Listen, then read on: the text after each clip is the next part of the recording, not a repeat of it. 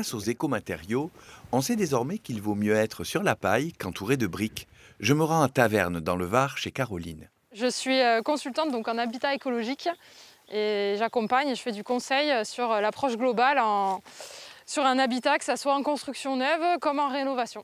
Moi, je parle de fibres de bois, de liège, de ouate de cellulose, de chanvre et voire même de paille. En fonction voilà, de l'affinité des clients, s'ils veulent faire ça eux-mêmes en autoconstruction, la paille s'y prête bien. Là, on est sur une maison donc, du coup, qui est avec un revêtement en liège. Et avec mon constructeur Exebois, en fait, il m'a proposé une idée de tester en fait, l'isolation extérieure en laissant le liège apparent. On fait partie donc d'un réseau d'éco-constructeurs qui s'appelle les éco-bâtissants. Et par le biais de ce réseau, on fait un petit peu des expérimentations.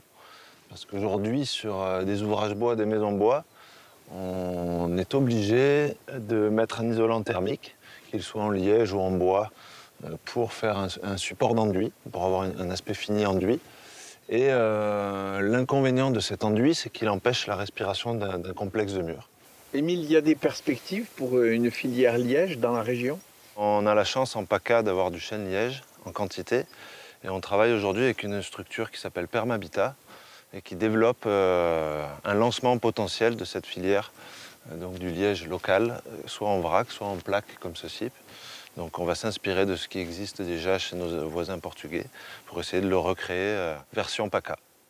Dans une maison bioclimatique en bois, comme celle de Caroline, les baies vitrées représentent un investissement important dont l'amortissement est déjà prévu.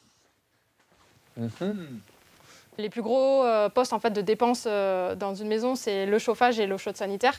Et là, en ayant justement une conception bioclimatique, il n'y a pas besoin de chauffer. Donc c'est un très gros poste qui est économisé. Donc sur le long terme, ça sera tout à fait rentable. Pour la construction, j'avais un budget à peu près de 2 300 € du mètre carré.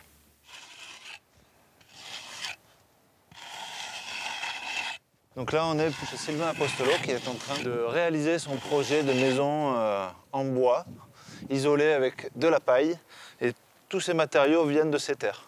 Et donc moi, je suis le charpentier qui a réalisé la structure qui porte tout ça. Ce qui est extraordinaire, c'est que sur ce projet, on a utilisé en grande partie du bois qui sont issus des terres agricoles de la famille Apostolo, donc du pin d'Alep, et également de la paille en petit épeautre qui vient de parcelles à côté, chez des confrères à eux de la filière paysanne.